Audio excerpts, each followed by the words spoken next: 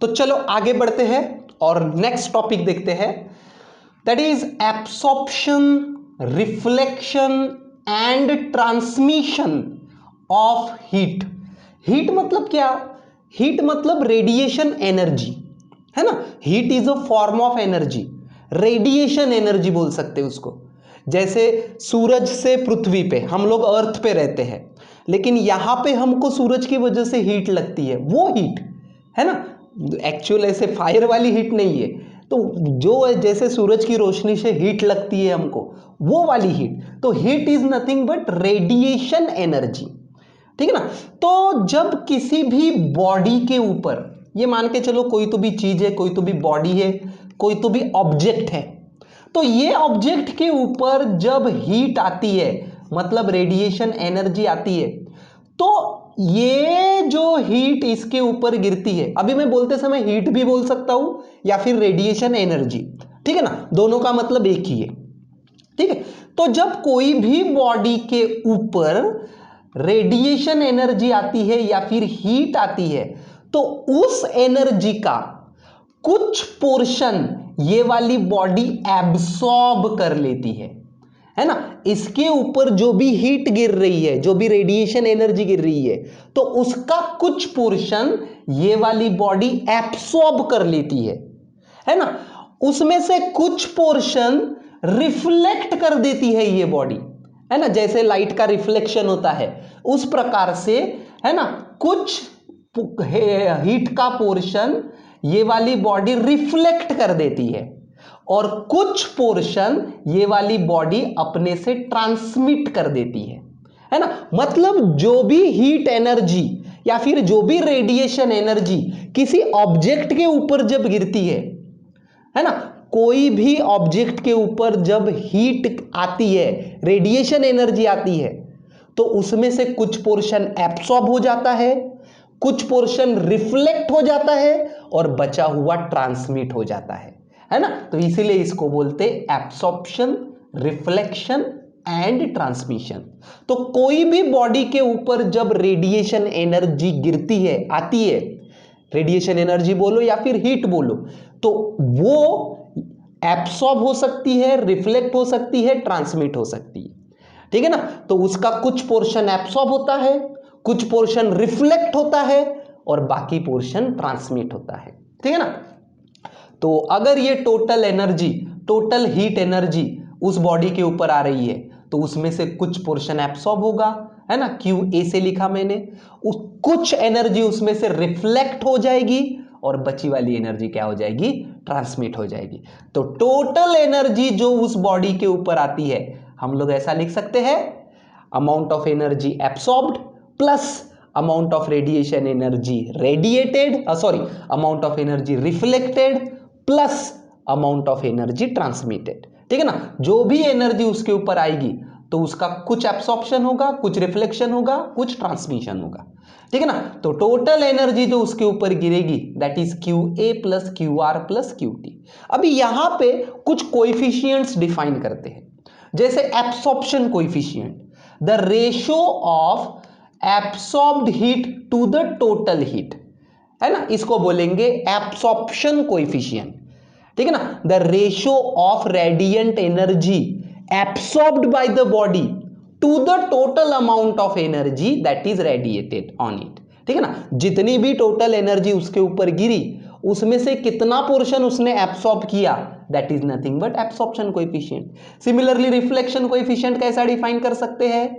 The total amount of reflected radiant reflected heat energy, है ना, to the total heat, बराबर है। उसी प्रकार से ट्रांसमिशन कोएफिशिएंट, तो absorption coefficient is Q A by Q, ratio of absorbed heat to the total heat, ठीक है ना। उसके ऊपर जितनी भी हीट गिर रही है, उसमें से कितना एब्सॉर्ब किया, लाइक दिस। या फिर एब्सॉर्ब हीट को हम लोग ए इंटू क्यू ऐसा भी लिख सकते हैं। Similarly reflection coefficient, similarly transmission coefficient, ठीक है ना। तो ये तीन कोएफिशिएंट्स हम लोग डिफाइन कर सकते हैं, ठीक है ना। टोटल रेडिएशन एनर्जी में से कितना एब्सॉर्ब किया, दैट इज एब्सॉर्प्शन कोएफिशिएंट। कितना रिफ्लेक्ट किया, मतलब ratio of Q R to total Q, that is reflection coefficient, ठीक है। तो ऐसा अगर है तो Q A equal to A Q R reflected heat is R times Q और Q T is T times Q. तो यहां पे अगर हमने पुट किए A Q plus R Q plus T Q, है ना, तो क्यू कॉमन निकल जाएगा, तो ये बचेगा A plus R plus T equal to Q. तो ये क्यू और ये क्यू कैंसिल हो जाएगा, इधर 1 बचेगा। इसका मतलब ये कि A plus R plus T equal to 1, मतलब ये तीनों कोएफिशिएंट्स का एडिशन, ए मतलब absorption coefficient of the body, R मतलब reflection coefficient of the body और टी मतलब transmission coefficient of the body. Absorption coefficient क्या दिखाता है कि कितनी हीट एब्सॉर्ब हुई, क्यू ए अपॉन क्यू, ये होता है एब्सॉर्प्शन कोएफिशिएंट। रिफ्लेक्शन कोएफिशिएंट क्या बताता है, कितनी हीट उसके सरफेस के ऊपर जाके रिफ्लेक्ट हुई, तो ये हो गया रिफ्लेक्शन कोएफिशिएंट, है ना, ये हो गया रिफ्लेक्शन कोएफिशिएंट और सिमिलरली ट्रांसमिशन कोएफिशिएंट। ठीक है, नेक्स्ट यहाँ पे कुछ डेफिनेशंस आप याद रख सकते हैं, जैसे कुछ स्पेशल बॉडीज होती है ना, जैसे अथर्मैनस बॉडी जिसके लिए T0 है, मतलब वहां पे हीट ट्रांसमिट नहीं होती, या फिर डाइथर्मैनस बॉडी जिसका T1 है, मतलब पूरी हीट ट्रांसमिट हो जाती, ठीक है ना।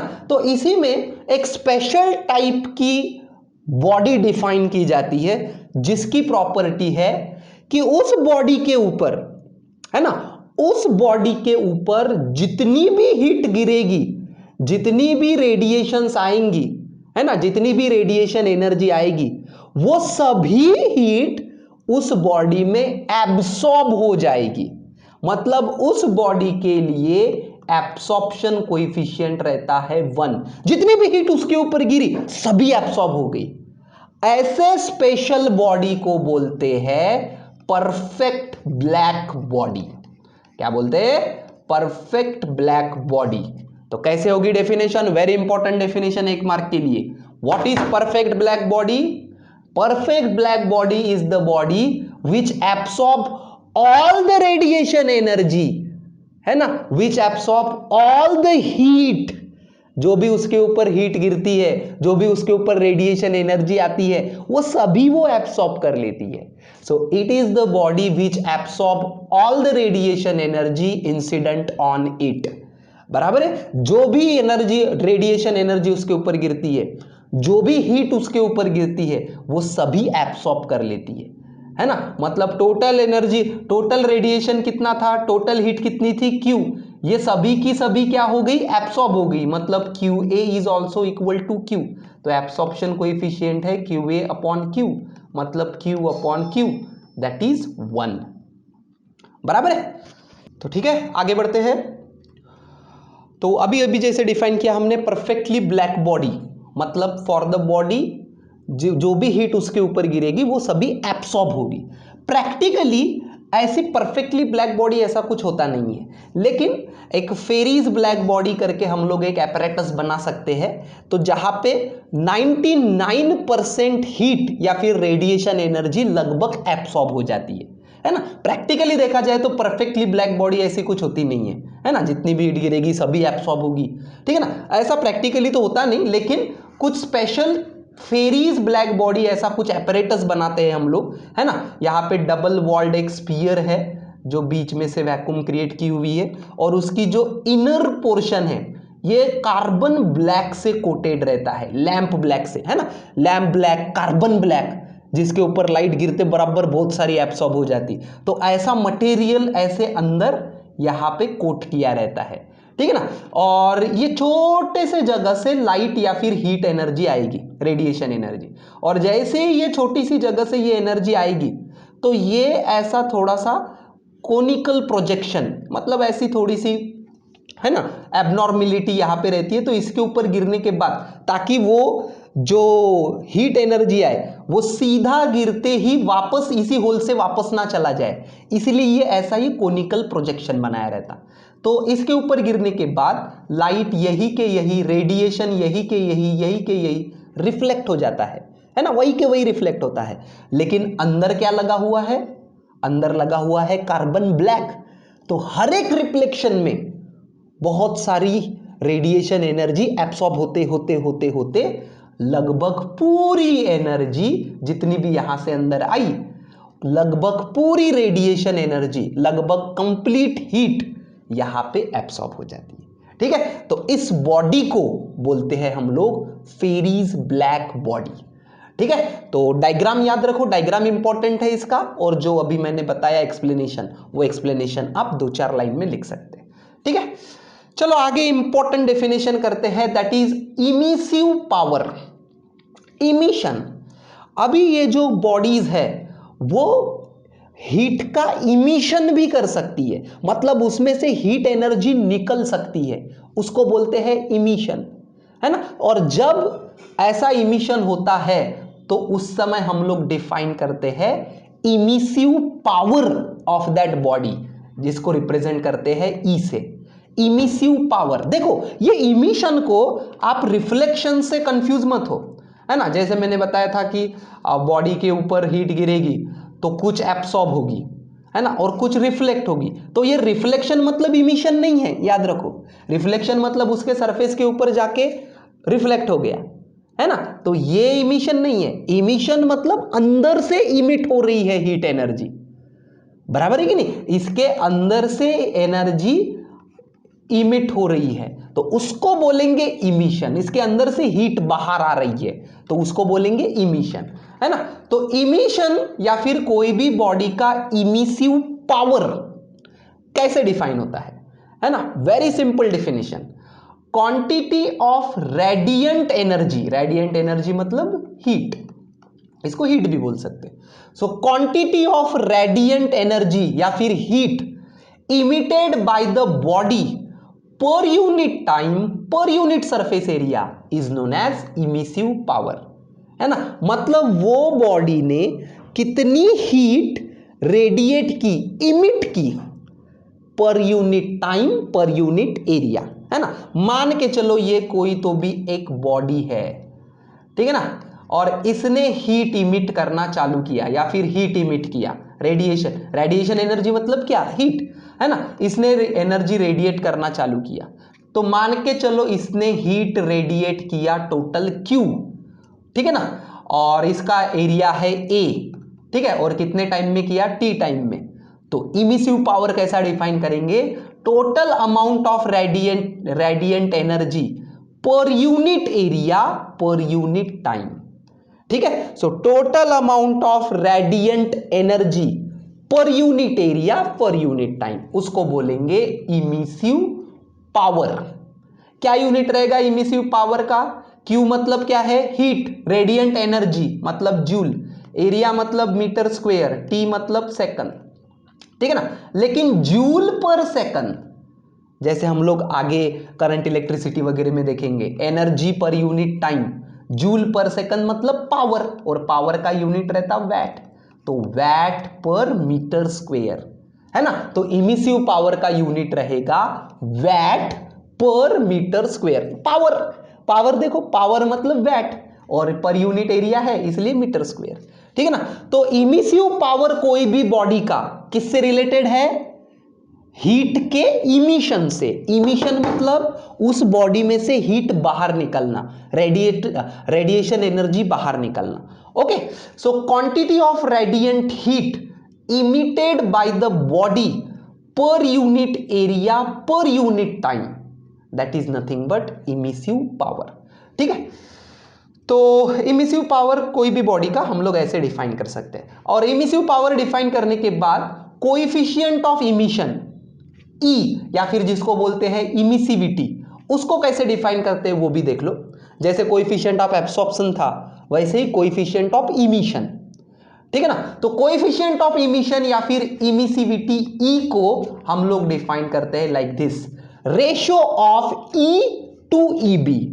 E मतलब क्या है, emissive power of the body, और EB मतलब क्या है, emissive power of the black body, है ना।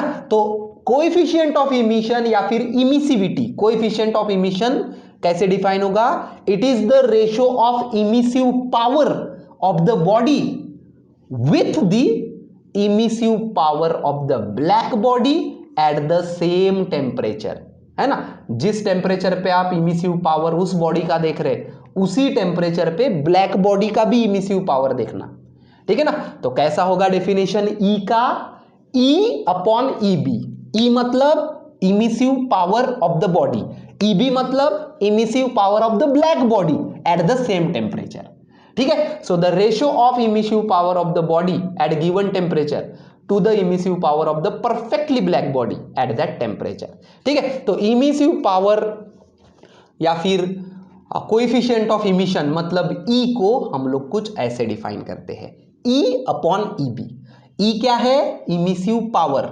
इमिशन मतलब उस बॉडी में से हीट बाहर निकलना, है ना, रेडिएशन एनर्जी बाहर निकलना, that is nothing but emission, ठीक है। तो चलो आगे बढ़ते हैं। एक किरचॉफ्स लॉ भी आपको याद रखना पड़ेगा इस सिलसिले में। किरचॉफ्स लॉ एकदम इजी है। At any given temperature A is always equal to E. A मतलब क्या है, कोएफिशिएंट ऑफ एब्सॉर्प्शन, कितनी हीट उस बॉडी के अंदर एब्सॉर्ब हुई, that is nothing but A. और ई मतलब क्या है, कोएफिशिएंट ऑफ इमिशन, मतलब कितनी हीट यहां से इमिट हुई, ठीक है। तो always remember according to Kirchhoff's law A is always equal to E. और ये कॉमन सेंस का भी लॉजिक है ना। देखो टेम्परेचर कांस्टेंट चाहिए एट एनी गिवन टेम्परेचर, ठीक है ना। तो टेम्परेचर अगर कांस्टेंट चाहिए, ये कोई तो भी बॉडी है, ठीक है ना, तो इसका टेम्परेचर अगर कांस्टेंट चाहिए, सराउंडिंग का टेम्परेचर है टी और इसका भी टेम्परेचर है टी, क्योंकि थर्मल इक्विलिब्रियम हो जाता है, ठीक है ना। तो टेम्परेचर अगर कांस्टेंट चाहिए तो जितनी हीट ये लेगा उतनी ही हीट इसको इमिट भी करनी पड़ेगी। तो ए इज ऑलवेज इक्वल टू ई, बराबर है कि नहीं। तो ए मतलब कोएफिशिएंट ऑफ एब्सॉर्प्शन, ई मतलब कोएफिशिएंट ऑफ इमिशन। तो बस ये याद रखो, it is known as Kirchhoff's law of radiation, ठीक है। अभी ये भी एक शॉर्ट नोट कभी कभी आती है ना। जस्ट एक डिस्क्रिप्टिव टाइप का आंसर है, आप बुक से आराम से देख सकते हो, लेकिन थोड़ा सा अच्छे से याद रहने के लिए मैं बता देता हूं। Spectrum of black body radiation. Black body का रेडिएशन का एक एक्सपेरिमेंट किया गया कि ब्लैक बॉडी से जो पावर हीट निकलेगी, ब्लैक बॉडी से जो एनर्जी रेडिएट होगी, वो वेवलेंथ के ऊपर किस प्रकार से डिपेंड है अलग अलग टेम्परेचर पे। The dependence of the intensity of emission from the black body for various wavelengths, it is nothing but spectrum of black body. Spectrum of black body मतलब जो ब्लैक बॉडी से इमिशंस निकलेंगे, heat radiate होगी, तो वो wavelength के ऊपर किस प्रकार से डिपेंड है फॉर वेरियस टेम्परेचर्स, वो वाली डायग्राम मतलब स्पेक्ट्रम ऑफ ब्लैक बॉडी, है ना। तो ये डायग्राम आपको थोड़ा सा बराबर से याद रखना पड़ेगा, है ना। और इसके कंक्लूजन्स क्या है वो भी देख लो, है ना। जैसे जैसे वेवलेंथ बढ़ते जाती है, ये देखो कोई भी एक ग्राफ पकड़ो, जैसे जैसे वेवलेंथ बढ़ते जाती है वैसे वैसे इमिशन की इंटेंसिटी भी बढ़ते जाती है। ये देखो वाई एक्सिस पे हमने इमिशन की इंटेंसिटी ली, है ना, इमिशन का पावर लिया, और एक्स एक्सिस पे हमने लैम्बडा दिखाया है। तो जैसे जैसे वेवलेंथ बढ़ते जाएगी शुरुआत में, वैसे वैसे इमिशन की इंटेंसिटी भी बढ़ते जाएगी, फिर मैक्सिमम तक पहुंच जाएगी, और फिर उसके बाद फिर से जब आप वेवलेंथ बढ़ाओगे तो इमिशन की इंटेंसिटी कम कम होते जाएगी, ठीक है। और ऐसा ही पैटर्न आपको सभी टेम्परेचर के ग्राफ के लिए दिखेगा। देखो जैसे 1000 केल्विन के लिए ये ग्राफ मिला, ठीक है ना, थोड़ा और टेम्परेचर बढ़ाओगे तो ऐसे ही पैटर्न में मिलेगा, पहले बढ़ते जाएगा, मैक्सिमम जाएगा, और फिर वेवलेंथ जैसे जैसे बढ़ाओगे इमिशन का उसका इमिशन की इंटेंसिटी फिर से कम होते जाएगी, ठीक है। तो कैसे याद रखोगे, initially emission intensity of the black body increases with the wavelength, बराबर। नेक्स्ट पॉइंट है ना, at certain wavelength it becomes maximum. Next point, after that point when wavelength increases emission intensity decreases, ठीक है। और एक पॉइंट, द मैक्सिमम वेवलेंथ, है ना, ये द लैम्बडा मैक्स, है ना, जहां पे मैक्सिमम रहती है इमिशन इंटेंसिटी, है ना, ये देखो ये वाले वेवलेंथ पे, ये वाले ग्राफ के लिए ये वाले वेवलेंथ पे मैक्सिमम इंटेंसिटी है ना, ये ग्राफ के लिए कहां पे है मैक्सिमम इंटेंसिटी, ये वेवलेंथ के लिए, ठीक है ना। तो lambda max increases with the temperature, बराबर है। सॉरी, जैसे जैसे टेम्परेचर की वैल्यू आप इंक्रीज कर रहे हैं, ठीक है ना, वैसे वैसे ये लैम्बडा मैक्स भी क्या होते जा रहा है, चेंज होते जा रहा है। बराबर है। लैम्बडा मैक्स इसके ये वाले टेम्परेचर के लिए ये है, ये वाले टेम्परेचर के लिए देखो यहाँ पे है, ठीक है। So the value of lambda max मतलब maximum wavelength at which intensity is maximum, it depends on the temperature, ठीक है। तो ऐसे दो चार पॉइंट्स बराबर से याद रखना, जस्ट थियोरटिकल है, ज्यादा कुछ इसका इंप्लीकेशन नहीं है, ठीक है। तो चलो आगे बढ़ते हैं, और इसी स्पेक्ट्रम ऑफ ब्लैक बॉडी से ही रिलेटेड वेन डिस्प्लेसमेंट लॉ है, सिंपल लॉ है ना, एक दो बार पढ़ोगे तो याद हो जाएगा। The wavelength for which emissive power of black body is maximum is inversely proportional to the absolute temperature. मतलब ये जो वेवलेंथ है, मैक्सिमम वेवलेंथ, जहां पे इमिसिव पावर मैक्सिमम है ना, वाई एक्सिस पे क्या है अपना, इमिशन की इंटेंसिटी या फिर इमिसिव पावर, ठीक है ना। तो ये जो वेवलेंथ है लैम्बडा मैक्स, जहां पे इमिसिव पावर मैक्सिमम है, it is inversely proportional to the temperature. देखो ना, जैसे जैसे टेम्परेचर बढ़ते जा रहा है ना, तो वैसे वैसे ये लैम्बडा मैक्स ऐसा इधर की तरफ आ रहा है, ये देखो कम कम हो रहा है, ये देखो पहले लैम्बडा मैक्स इधर था फिर इधर आया, मतलब लैम्बडा मैक्स कम कम होते जा रहा है, ठीक है। तो the wavelength for which emissive power of the black body is maximum या फिर lambda max is inversely proportional to absolute temperature of the body. Simple. Last का लॉ देखते हैं इस यूनिट का, और ये है very very important law, that is Stefan Boltzmann law of radiation, ठीक है। ये काफी इंपॉर्टेंट है, ठीक है, इसको अच्छे से देखो अभी। The amount of radiant heat, radiant energy बोलो या फिर रेडिएंट हीट बोलो, इमिटेड पर unit time per unit area, the amount of radiant heat emitted पर unit time per unit area. अरे ये तो इमिसिव पावर हो गया, बराबर है कि नहीं। इमिसिव पावर की क्या थी definition, the amount of radiant heat per unit area per unit time, इसको ही तो बोलते हैं इमिसिव पावर, ठीक है ना। तो इसको आप इतना लंबा लिखने की वजह आप सीधा सीधा लिख सकते हो इमिसिव पावर, लिख सकते हो, ऐसा भी लिख सकते हो, ठीक है ना, कोई मार्क नहीं काटेगा आपकी, क्योंकि one and the same thing, ठीक है। So the amount of radiant heat emitted पर unit time per unit area of perfectly black body, ये जो लॉ है ये ब्लैक बॉडी के लिए डिफाइन किया है, is directly proportional to the fourth power of its absolute temperature. उस ब्लैक बॉडी का जो भी टेम्परेचर है उसके फोर्थ पावर से डायरेक्टली प्रोपोर्शनल है, और ऑफ कोर्स वो एब्सोल्यूट होना चाहिए, मतलब केल्विन में होना चाहिए, ठीक है। तो कैसा लिख सकते हैं इसको, amount of radiated heat, amount of radiant heat per unit area per unit time, मतलब ये क्या है, इमिसिव पावर है। तो emissive power is directly proportional to the fourth power of its temperature. So this is known as Stefan Boltzmann's law. EB, emissive power of the black body, is proportional to fourth power of its temperature. और ये proportionality sign हटा देंगे तो यहां पे आ जाएगा एक constant जिसका नाम है स्टीफन्स कांस्टेंट, है ना। Sigma is known as Stefan's constant, so sigma is known as Stefan's constant. अभी देखो ये जो स्टीफन बोल्ट्जमैन लॉ है ये ब्लैक बॉडी के लिए डिफाइन किया है ना, तो ये ऐसा मिला हमको। लेकिन ये सेम लॉ हम लोग ऑर्डिनरी बॉडी को भी लगा सकते हैं, कोई दिक्कत नहीं, है ना। ऑर्डिनरी बॉडी को भी लगा सकते हैं। क्या करना, सिर्फ ऑर्डिनरी बॉडी का जब आप इमिसिव पावर लिखोगे, है ना, क्या बोलता है Stefan Boltzmann law, the emissive power of the black body, है ना, radiant heat per unit area per unit time, मतलब क्या है, radiant heat per unit area per unit time, मतलब क्या है, इमिसिव पावर। तो क्या बोलता है ये law, emissive power of the black body equal to sigma into T to the power 4। तो अगर ऑर्डिनरी बॉडी के लिए लिखना है तो सेम लिखना, sigma into T to the power 4, सिर्फ उस बॉडी का कोएफिशिएंट ऑफ इमिशन से मल्टीप्लाई कर देना, है ना, कोएफिशिएंट ऑफ इमिशन से मल्टीप्लाई कर देना। तो ये हो जाएगा Stefan Boltzmann law for ordinary body. Define तो किया है ब्लैक बॉडी के लिए, लेकिन ऑर्डिनरी बॉडी के लिए भी आप स्टीफन बोल्ट्जमैन लॉ लिख सकते।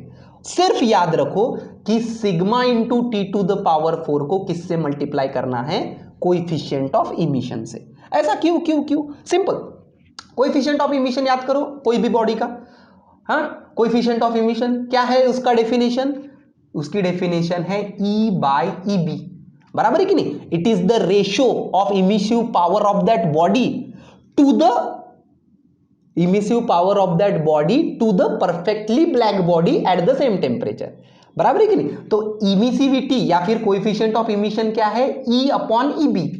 तो EB को मतलब emissive power of black body को मैं E बाय स्मॉल e लिख सकता हूं, emissive power of the body upon coefficient of emission. तो चलो लिखो E by E equal to sigma into T to the power 4। तो E इक्वल टू है ना capital E, emissive power equal to small e मतलब coefficient of emission into sigma into T to the power 4। आया कि नहीं, है ना। इसका मतलब ये सिंपल एक तरीका याद रखो कि ऑर्डिनरी बॉडी के लिखने के लिए उसको सिर्फ किससे मल्टीप्लाई करना है, कोएफिशिएंट ऑफ इमिशन से। So this is Stefan's Boltzmann law, emissive power of the body equal to E into sigma into T to the power 4। T मतलब उस बॉडी का टेम्परेचर, ठीक है। लेकिन इसको और अच्छे से समझना पड़ेगा हमको, है ना। ये तो सीधा सीधा दिख रहा है लेकिन इसको और अच्छे से समझना पड़ेगा, है ना। देखो एक चीज हमेशा याद रखो, कोई भी जो चीज है ना, जैसे मान के चलो ये नीली वाली चीज दिखाई है मैंने, इसका कुछ तो भी टेम्परेचर है और ये सराउंडिंग में रखा है, सराउंडिंग का कुछ तो भी टेम्परेचर है, जैसे T0 से दिखाया है। तो एक कॉमन सेंस आपके दिमाग में होना चाहिए कि थर्मल इक्विलिब्रियम हमेशा धीरे धीरे अचीव होते रहता है ना। कोई भी चीज गर्म है तो वो थोड़े देर के बाद बराबर सराउंडिंग के टेम्परेचर पे आ जाती है, या फिर कोई भी चीज ठंडी है तो बराबर थोड़ी देर के बाद सराउंडिंग के टेम्परेचर में आ जाती है, बराबर है कि नहीं। इसका मतलब ये कि थर्मल इक्विलिब्रियम अचीव होता है, ठीक है ना। तो ये अगर बॉडी का टेम्परेचर सराउंडिंग के टेम्परेचर से ज्यादा है तो यहां से नेट हीट लॉस होगी, मतलब नेट हीट सराउंडिंग में जाएगी। और अगर ये टेम्परेचर सराउंडिंग के टेम्परेचर से कम है तो यहां पे नेट हीट एब्सॉर्ब होगी, है कि नहीं। ये कॉमन सेंस है ये, ठीक है ना। तो अभी स्टीफन बोल्ट्जमैन लॉ से कुछ चीजें हम सीखेंगे। देखो क्या बोलता है Stefan Boltzmann law, the emissive power मतलब the amount of heat per unit area per unit time, ठीक है ना। So the emissive power of the body किसके ऊपर डिपेंड है, उसके टेम्परेचर के 4th पावर पे, है ना। मतलब ये वाली बॉडी में से, तो ऐसा याद रखो अकॉर्डिंग टू स्टीफन्स लॉ, ये वाली बॉडी में से जो हीट एनर्जी निकलेगी, रेडिएट होगी, वो कौन से टेम्परेचर पे डिपेंड है, इस बॉडी के 4th टेम्परेचर पे, ठीक है ना। According to Stefan Boltzmann law हम लोग ऐसा याद रखेंगे कि वो बॉडी में से जो हीट इमिट होगी, जो इमिशंस होंगे, है ना, अकॉर्डिंग टू दिस लॉ ये वाले बॉडी में से जो हीट रेडिएट होगी, जो उस बॉडी के बाहर जाएगी हीट, वो किस पे डिपेंड रहेगी, उस बॉडी के टेम्परेचर पे, ठीक है ना। मतलब इसीलिए हम लोग लिख सकते, है ना, इसीलिए हम लोग लिख सकते E इक्वल टू, है ना, इरेडिएटेड मतलब जो उस बॉडी से बाहर आएगी, that is E sigma into T to the power 4। Same लिखा मैंने, लेकिन सिर्फ आपको यह बता रहा हूं कि यहां से जो हीट बाहर निकलेगी वो इसके बॉडी के टेम्परेचर पे डिपेंड है, और अकॉर्डिंग टू स्टीफन्स लॉ हम लोग ऐसा लिख सकते हैं। अभी उसका उल्टा भी देखो थोड़ा सा, है ना। और जो हीट देखो, बॉडी में हीट इमिट भी होते रहती है और एब्सॉर्ब भी होते रहती है। तो ये वाले बॉडी में जो हीट बाहर से एब्सॉर्ब होगी, ये वाले बॉडी में जो हीट बाहर से एब्सॉर्ब होगी वो डिपेंड रहेगा सराउंडिंग के टेम्परेचर पे। कितनी हीट उस बॉडी से बाहर निकलेगी वो उस बॉडी के टेम्परेचर पे, लेकिन कितनी हीट उसके अंदर एब्सॉर्ब होगी वो सराउंडिंग के टेम्परेचर पे डिपेंड रहेगा। तो यूजिंग स्टीफन बोल्ट्जमैन लॉ हम लोग ऐसा फिर से लिख सकते हैं कि heat absorbed by this body, या फिर emissive power absorbed, heat absorb per unit time per unit area is E sigma T0 का 4th पावर। समझे क्या ये दो इक्वेशन कैसे कैसे लिखा मैंने, है ना। उस बॉडी में से हीट जो बाहर निकलेगी वो डिपेंड होगा उसके टेम्परेचर पे, लेकिन कितनी अंदर आएगी वो डिपेंड होगा सराउंडिंग के टेम्परेचर पे, ठीक है ना। और अभी दोनों टेम्परेचर में से कौन कम है कौन ज्यादा है उसके ऊपर डिपेंड करेगा कि नेट हीट बाहर जाएगी कि अंदर आएगी, ठीक है ना। तो अगर हम लोग बॉडी का टेम्परेचर ज्यादा अज्यूम करते हैं सराउंडिंग के टेम्परेचर से, है ना, ये है नीली वाली बॉडी जिसका टेम्परेचर है T, वो सराउंडिंग के टेम्परेचर से मान से चलो ज्यादा है, ठीक है ना। तो नेट रेडिएटेड हीट ज्यादा रहेगी और नेट एब्सॉर्ब्ड हीट कम रहेगी, ठीक है ना। रेडिएटेड हीट ज्यादा और एब्सॉर्ब्ड हीट कम रहेगी। इसका मतलब नेट हीट कहां से कहां जाएगी, बॉडी से सराउंडिंग में जाएगी, मतलब ये वाली बॉडी हीट लूज करेगी, लॉस होगा इसका। समझ गया क्या लॉस कैसे हुआ, है ना। यहां से हीट कितनी रेडिएट होने वाली है ये उसके टेम्परेचर पे है, लेकिन कितनी एब्सॉर्ब होने वाली है ये सराउंडिंग के टेम्परेचर पे है, और उसका टेम्परेचर बॉडी का टेम्परेचर सराउंडिंग के टेम्परेचर से ज्यादा है, इसलिए यहां पे, है ना, ये रेडिएट हीट जो उस बॉडी से रेडिएट होगी वो ज्यादा रहेगी रादर देन एब्सॉर्ब में से, ठीक है। तो नेट रेडिएशन कहां से कहां जाएंगे, बॉडी से सराउंडिंग में, मतलब ये वाली बॉडी हीट लूज करेगी, लॉस करेगी। तो लॉस ऑफ हीट कैसे लिख सकते हैं हम लोग, loss of heat per unit time per unit area. क्यों per unit time per unit area, क्योंकि ई हमारे पास ई के फॉर्मूले हैं। ई मतलब क्या है, इमिसिव पावर। इमिसिव पावर मतलब क्या है, heat per unit time per unit area, इसलिए मैंने लिखा loss of heat per unit time per unit area. तो कितना होगा नेट लॉस, है ना। देखो बाहर रेडिएट हुआ इतना और उसने अंदर लिया इतना, ठीक है ना। मान के चलो बाहर रेडिएट हुआ 100 और अंदर सिर्फ लिया 40, तो कितना नेट लॉस हो गया, 100 माइनस 40 दैट इज 60। वैसा ही same, so this E sigma T to the power 4 minus E sigma T0 to the power 4। E sigma बाहर निकाल लो तो T to the power 4 minus T0 to the power 4। तो इतनी हीट लॉस होगी per unit time per unit area. ये per unit time per unit area क्यों लिख रहा हूं मैं, समझ में आ गया क्या, क्योंकि हमारा जो स्टीफन बोल्ट्जमैन लॉ है उसमें इमिसिव पावर है, ई के लिए है, और ई मतलब क्या है, radiant heat per unit time per unit area, इसलिए loss of heat per unit time per unit area बराबर है। तो इतना लॉस होगा हीट का, आएगा ये फॉर्मूला याद में, E इंटू सिग्मा, है ना। याद देखो E इंटू सिग्मा यहां तक तो सबको याद है, T टू द पावर 4 ये भी याद है लॉ में, ठीक है। तो T to the power 4 minus T0 का पावर 4, T0 मतलब सराउंडिंग का टेम्परेचर, ये इतना कर दिए तो वो हो जाएगा लॉस ऑफ हीट, बराबर है, क्या हो जाएगा, लॉस ऑफ हीट। तो इतना नेट लॉस इसका होते रहेगा, ठीक है। अब ये लॉस ऑफ हीट को ही थोड़ा अच्छे से और समझते हैं। देखो ये है loss of heat per unit time per unit area, बराबर है कि नहीं, मतलब इमिसिव पावर जो पावर था डेफिनेशन ई का, इसकी वजह से हमने लिखे पर unit time per unit area, मतलब Q अपॉन ए टी, पर unit time per unit area, है ना, जो हीट गई पर unit area per unit time, ठीक है ना। देखो ई का क्या था इक्वेशन, ई का क्या था definition, the radiant heat per unit area per unit time, ठीक है ना। तो बेसिकली ई के लिए था ना ये, ठीक है। तो loss of heat per unit area per unit time is Q upon A T, ठीक है। तो अभी मैं एरिया यहां से पर यूनिट से हटा के इधर ला लेता हूं, तो क्या बचेगा, radiant heat per unit time और एरिया आ जाएगा इधर, A E sigma T to the power 4 T0 to the power 4। तो ये जो Q बाई टी है इसको क्या बोल सकता हूं मैं, है ना, Q मतलब रेडिएंट हीट और T मतलब टाइम, तो हीट पर यूनिट टाइम मतलब rate of loss of heat बोल सकता हूं, है ना, डिवाइड बाय टाइम या फिर डेरिवेटिव ऑफ टाइम, उसको क्या बोलते हैं, रेट।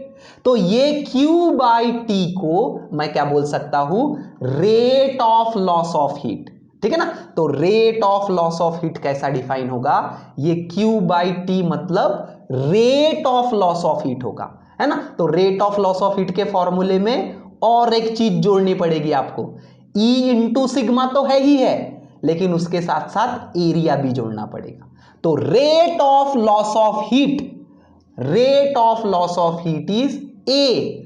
ए मतलब बॉडी का एरिया, सरफेस एरिया, ई मतलब कोएफिशिएंट ऑफ इमिशन, सिग्मा और टेम्परेचर के डिफरेंस, है ना, रेस टू द पावर 4 के साथ, तो T to the power 4 minus T0 to the power 4, तो ये होगा rate of loss of heat, ठीक है ना, rate of loss of heat. और सिर्फ loss of heat per unit area per unit time है तो ए नहीं आएगा, ठीक है ना, per unit area per unit time है तो ए नहीं आएगा, लेकिन rate of loss of heat लिखोगे तो यहां पे ए भी आएगा, ठीक है। सो this is rate of loss of heat. Again I am repeating, कैसे कैसे आया ये, स्टीफन बोल्ट्जमैन लॉ से आया।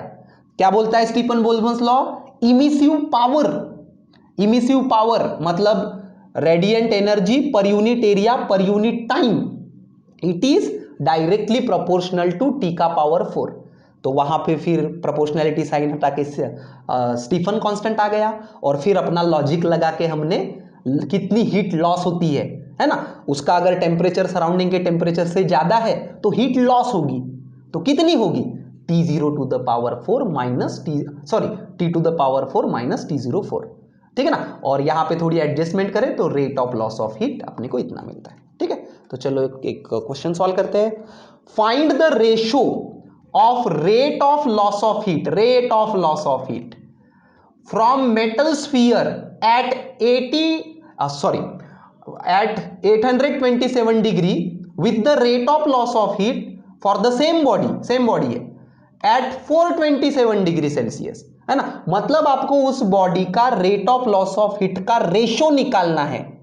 पहला टेम्परेचर है 827, दूसरा टेम्परेचर है 427, है ना। पहली बात तो ये सभी टेम्परेचर्स को आपको केल्विन में लाना पड़ेगा, है ना, क्योंकि ये डिग्री सेल्सियस में है, वो नहीं चलेंगे, हमको एब्सोल्यूट चाहिए रहते, ठीक है। तो यहां पे एक बॉडी का rate of loss of heat पहले टेम्परेचर पे डिवाइड बाय रेशो निकालना है दूसरे टेम्परेचर पे, ठीक है ना। तो rate of loss of heat का फॉर्मूला आप बीच देखें, ए मतलब एरिया ऑफ बॉडी, ई मतलब coefficient of emission, sigma Stefan's constant. आप बोलेंगे सर यहाँ पे ए ई सिग्मा कुछ नहीं दिया है, सिर्फ टेम्परेचर ही दिया है, कैसा होगा, सब सही होगा, इसीलिए तो रेशो पूछा है उन्होंने। रेशो में ये सब चीजें कैंसिल हो जाएंगे, क्योंकि सेम बॉडी का रेट ऑफ हीट आप रेशो ले रहे हैं, तो ये कैंसिल हो जाएगा, है कि नहीं। तो चलो rate of loss of heat और सॉल्व करते हैं, है ना। ये सॉल्यूशन एग्जाम क्वेश्चन ही है, अपने सॉल्यूशन के कोर्स से लिया हुआ है। तो जैसे मैंने कहा सभी टेम्परेचर को पहले केल्विन में ला लो, केल्विन में लाने के लिए 273 ऐड करो, ठीक है। सराउंडिंग का टेम्परेचर है 300, तो दोनों का रेशो चाहिए, that is R1 bye R2। तो पहला है टेम्परेचर 1100 केल्विन, ठीक है। तो rate of loss of heat का फॉर्मूला 20 देखा हमने, E into sigma into A, या फिर A into E into sigma T to the power 4 minus T0 to the power 4, ठीक है। तो पहले टेम्परेचर के लिए T1 के लिए रेट, पहला रेट आएगा, क्या आएगा, है ना, 1100 का स्क्वायर, T1 मतलब 1100 का स्क्वायर माइनस 300 का स्क्वायर, ये आएगा पहला रेट। दूसरे टेम्परेचर के लिए रेट आएगा 700 का स्क्वायर माइनस 300 का स्क्वायर, ठीक है। तो ये सभी आप यहां से थोड़ा देख सकते हैं, ठीक है। ये ई सिग्मा ए कैंसिल हो जाएगा, क्योंकि दोनों रेट का रेशो निकालना है, ठीक है। और यहां से भी 100 कॉमन निकाल दिए, तो यहाँ पे 11 बचेगा, यहाँ पे 3 बचेगा, लाइक दिस। और थोड़ा सा आप ये सॉल्व कर सकते हैं यूजिंग लॉग बुक या फिर सिंपल इससे भी, है ना। चाहिए तो पॉज करके स्टेप्स देख लीजिए, सिंपल। तो ये पेजेस पढ़ लेना।